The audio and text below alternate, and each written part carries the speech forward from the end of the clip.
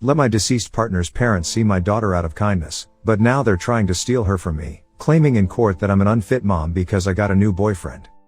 I, 30F, am the single mother of Clara, 2F. My pregnancy wasn't planned. I had a no-strings-attached relationship with her father, Jack, 30M, for 7 months when I became pregnant unexpectedly. He lived in another state, but would visit my city monthly for business reasons, and we hit it off after meeting in a bar. We thought about our options regarding the pregnancy, but I decided to keep the baby. Jack wanted to be part of her life, so we planned to raise the baby together, but not as a couple, just co-parents. Unfortunately, Jack's passed away during my pregnancy. Jack's parents, Linda and James, knew that I was pregnant when he passed. We already had done a prenatal paternity test at the time. We were all devastated by his passing, but of course his parents were destroyed by it. Clara is their first and only grandkid, and she became their beacon of light in a dark time, as they say. They have other 2 daughters, Ruth, 37F, and Lily, 27F, but they don't have children. Ruth is trying to conceive for a long time with her husband, and Lily is child-free and single. Jack's whole family lives in another state, with the exception of Lily, that lives abroad. They have a family business, so their life is there, while I have my family and career in my current city, where I live with Clara. Since Clara was born, we have an agreement, nothing legal, but we all agreed with visitations for her grandparents and aunts. They usually visit Clara twice a month. James and Linda are the ones that visit the most, but Ruth also shows up sometimes. I really appreciate their presence on her life. Since the beginning, a point of contact on our relationship was traveling with Clara to their state. They have a big property that's in their family for over 100 years and have a family business too. In their small town, they are treated as almost royalty and wanted Clara to experience that. I understand that it's good for my daughter to know her heritage, but I always put my foot down on the idea of their traveling with her without me. I already visited their hometown 3 times with Clara since she was born, but this isn't enough apparently. Our relationship wasn't perfect. I had some issues with Linda meddling way too much on my parenting, but we were civil until I started my current relationship. I've been dating Ted, 34M, for almost a year, and things are tense with James and Linda. Ted and I don't live together, and he has a daughter, Marie 4F, that lives with him. Linda has expressed disapproval to his constant presence in my house, which is not true. Both of us work a lot, and between our kids and other priorities, we probably see each other 3 to 4 times a week, to Marie having play dates and sleepovers with Clara, and the list go on. The woman will find a way to comment something even about Ted's car parked in front of my house. Things escalated when 2 weeks ago I emailed Linda, James and Ruth an invite for Christmas Eve. Ted and I will have a get-together with our families and close friends. I decided to invite Clara's grandparents so they can spend Christmas Eve with her, but I also let them know that if they prefer, they can take her for lunch on Christmas Day. The next day, Linda texted me that they already had plans to take Clara to their home on Christmas. I said that this was not happening. I didn't hear anything from her for about 2 days. Linda called me stating that she gave me 2 days to cool off and be reasonable. I asked what she meant, and she said they have rights over Clara and they had waited too much to take her home for Christmas. Now she is bigger and can travel without me. I said that this was never discussed, and I will not let them travel with my daughter without even discussing with me before. Linda said this was the discussion before the travel. I laughed on the call and said she was delusional. Things escalated quickly after that. I was accused of trying to replace Jack on Clara's life. I also said some things that were a little cruel about Jack never even meeting Clara. After Linda hung up on me, James called and tried to reason with me. He let it slip that they bought Clara's plane tickets 2 months ago without asking me first. I said there's no way I would let them walk all over me. James lost his temper and demanded that I should apologize to Linda or we will go to court over this. I didn't back down and said they were choosing to fight over this, not me. Well, after some time of silence from them, I was served with court papers. They are suing me over custody of Clara and are stating I am unfit as a mother. I already have a lawyer who I consult before our fight over the phone. She told me yesterday they have almost 0 chance of getting any custody. The most they can get is visitation, but still I am worried about this becoming a legal battle. People on my life are divided. Part of them think I did nothing wrong by putting up boundaries, and others think it's petty of me to start a fight with my daughter's grandparents when I could let them travel with her for Christmas when I know they are good grandparents and will take care of her. Ada? Some clarifications are needed. 1. How Linda and James know details about my life. How they know about Ted's car and Marie's play dates. They do live in another state, but they visit often. At least twice a month they come to see Clara, and they come to my house to pick her up and to leave her after their outings. This is how Linda realized Ted's car on the front of my driveway, since I live in a gated community, and it's forbidden this type of parking unless it's the homeowner's car.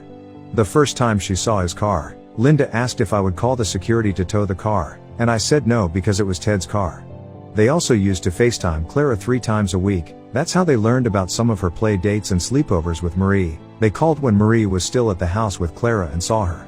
2. They expected my toddler to travel alone on a plane? No. I think I couldn't explain well enough. James said they would travel to my city, take Clara with them on the plane to their state, and after a week they would bring her back. She was never supposed to travel alone, for what they were planning. 3. Do I believe they were going to kidnap my daughter? I don't know. I think it's possible. Some comments made me paranoid, to be honest. James said they bought her tickets back, but I don't think I should trust him without proof. Their word means nothing now. 4. Do I still have contact with them? No. My lawyer advised me to cut all visits, video calls with Clara, and only communicate with my daughter's grandparents through our lawyers. They are not blocked on my phone, but I will not receive any call from them. If they text me or email me, I'll have it sent to my lawyer. Trust me, today was all about making an FU binder and documenting every little thing. Thank you a lot for the advice, guys. And don't worry much, Clara and I live in a very secure community, with cameras and armed security. Nobody will take her from me. Comments where Op has replied, Commenter 1. NTA. They bought plane tickets 2 months ago without asking you? That's not planning ahead, that's delusional travel agency energy. You are Clara's mom and not some vacation rental they can book on Airbnb. Oop. Exactly. That's what pissed me off the most. Who does that with someone else's child? They act like Clara is their child, not mine. Commenter 2. If I were you, I would get the most aggressive underhanded lawyer I could find to drag their names through the mud. You cannot trust your child with them. They do not respect you. They are selfish and unreasonable bullies. Fight fire with fire. NTA. Oop. My lawyer is a very fierce lady with almost 20 years of experience in family law. My sister is a lawyer and was her student on college. She immediately said I should phone her former teacher, and I did. Commenter 3. NTA. This is your child. They have no right to demand anything, and you were kind enough to include them in your life at all. Do you have a security system at your house? I would be worried about them showing up. Oop. I have a very good security system in my home. My dad made sure to supervise the installation when I moved to my house while pregnant. There's no way they will show up without being recorded. Commenter 4. NTA. You have been more than kind in fostering a relationship with them. I am positive that they will not get custody, but I am curious about grandparents' rights. Is that a thing in your country/state? If it is, I would fight to make sure all of the visits are near you.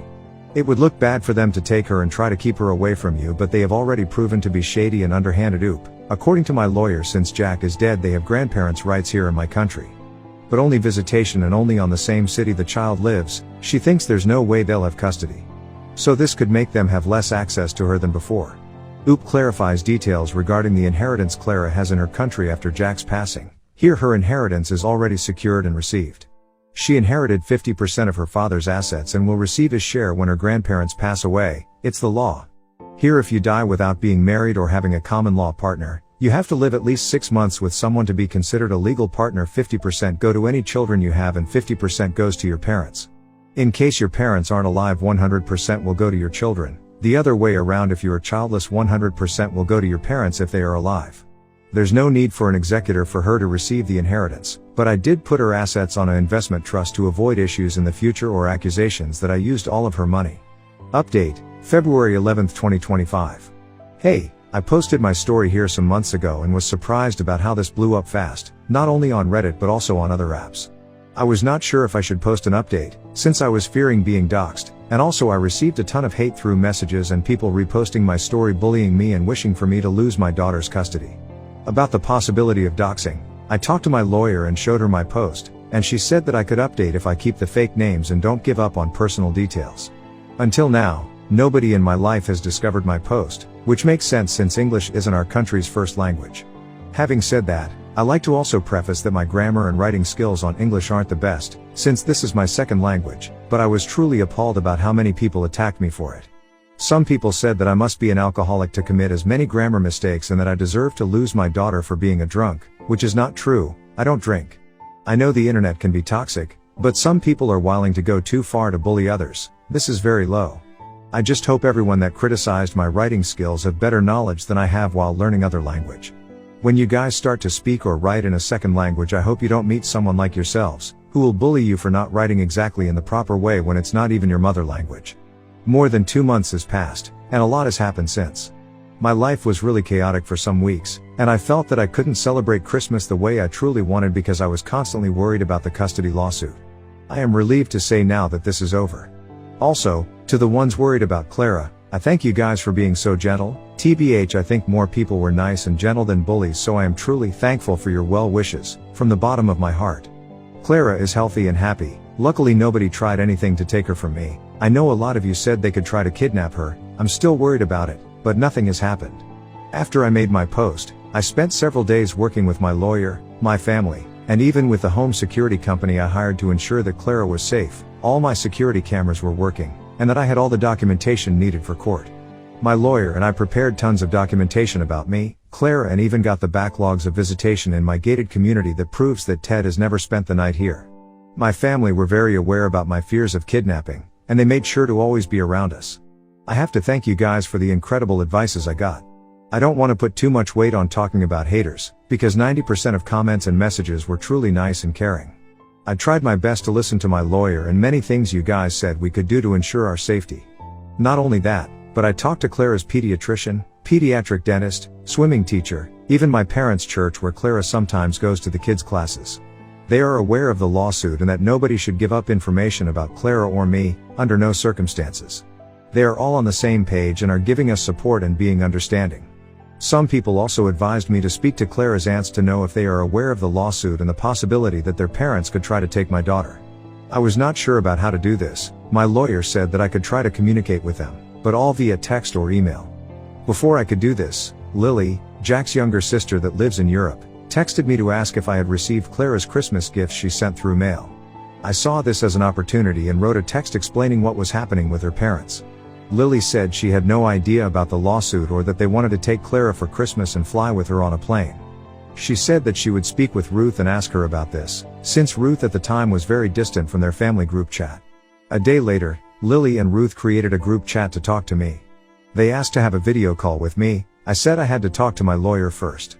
My lawyer agreed to me doing the call, if they let me record it to make sure nothing would be used against me. Both agreed, and we had a video call that was enlightening to me. Ruth apologized to me for being absent from our lives over the last months. She was dealing with many personal issues, but had happy news to share.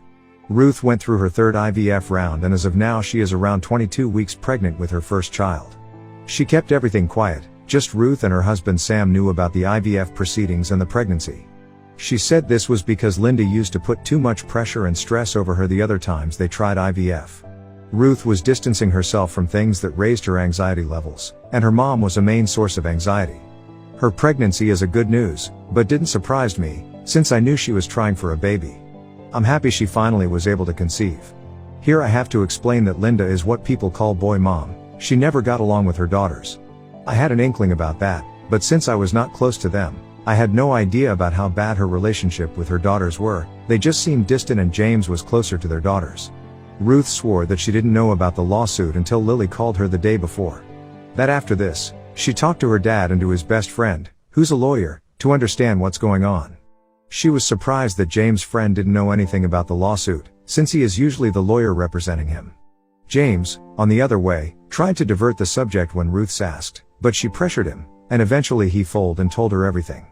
James claims that he didn't want to sue me, but Linda's mental health has deteriorated to a point that he feared for her well-being. The only thing that could make her get out of bed is Clara and the thought of having her around. He ignored that this makes Linda the one who's not fit to raise a child, not me. His plan was to pressure me with the lawsuit, in order to make me to accept a better deal of visitation for them. They wanted more days with her and to be able to travel with her to their home multiple times a year. James never said that they wanted to keep her forever, but I am not trusting on his words. My trust is shattered. Ruth and Sam tore James a new one for suing me over custody to manipulate me and for not forcing Linda to go to therapy. He claimed Linda doesn't accept the idea of going to see a therapist, as she is not crazy, and said that she would not go under no circumstance. Ruth had to threaten James that if he didn't withdraw the lawsuit and get the help Linda and in need, she will go no contact and resign from the family business. She was very worried about the idea of them doing the same to Sam in case she dies, and their child is left with her husband. James kind of broke after this and caved to Ruth's demands. After my call with Ruth and Lily, I was under the knowledge that the lawsuit would be terminated. Unfortunately, in my country from the 20th of December until 20th of January the courts are on break. They only deal with emergency cases. Mine wasn't. Their lawyer reached out to mine to talk about the end of the lawsuit and about writing a visitation agreement that the family court would approve. We agreed to work on this, but I would only sign any visitation agreement after they had withdrawn their lawsuit for custody and only if they agree to follow my rules. For what I know, after being pressured by her whole family, Linda eventually accepted to start therapy and she is seeing a psychiatrist and a therapist. She was diagnosed with depression and PTSD related to Jack's death. I know this because my lawyer demanded that her doctors had to put an evaluation of Linda's mental state in order on our legal agreement for me to accept a visitation deal with Clara's grandparents. I never said here, but Jack's death was sudden and violent.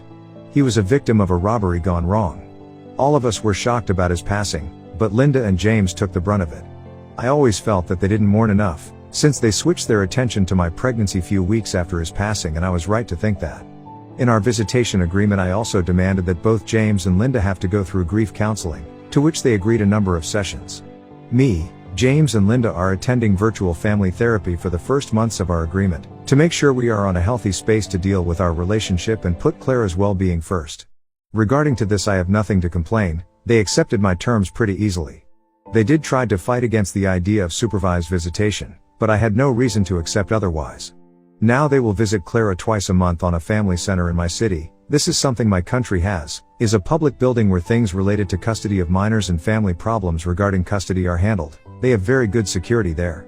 Those visits will be supervised by a social worker who was assigned our case by the judge that signed our visitation agreement. About my fears of kidnapping, I have to say I didn't felt validated by my country laws. Basically me and my lawyer went to a police station and we did an occurrence about the possible kidnapping. They didn't seem to take this serious and as of now they will not press charges. At least there's paperwork regarding my fears. James ended up sending my lawyer Clara's plane's tickets to proof they bought her 2 tickets and were not planning on staying with her. Since they have money, I don't think it would be hard for them to bought a ticket back knowing they will not use it. So I am still not trusting or believing them. I don't have plans of letting them visit Clara without supervision. Even their aunts know that to see Clara they will have supervision too. Everyone is accepting this right now and the visits have started over a couple of weeks ago. Let's see what happens in the future. I also don't intend on traveling to their state or city in the near future. I am truly scared about the chances of they using their power to take my daughter, so I will not make it easier for them. Thank you again for the help and well wishes. As of now Clara and her mama bear are doing well and enjoying a couple of days I have to spend quality time together and finally celebrate, since our Christmas was very stressful.